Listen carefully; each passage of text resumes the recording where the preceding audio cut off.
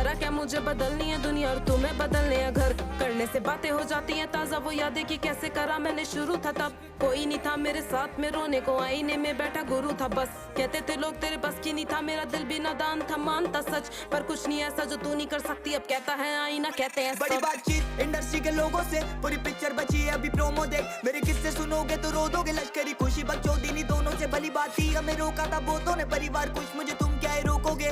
बिस्तर बना देंगे नोटों के अगर मेहनत को पैसों से तोलोगे। संगीत को सब किया समर्पित, लिखे दिल से गाने मेरे अमर गीत। बिगी पाक को सुन गया सफर बीत, मेरी बातें है रोनो मो कलर ग्रीट। मेरी माँ से पूछना मेरे बारे में, बाप से लड़ी वो बेटे को गाने दे साथ में खड़ी। मैं उसके सहारे से तो कैसे सोचा कि तूने हम मारेंगे।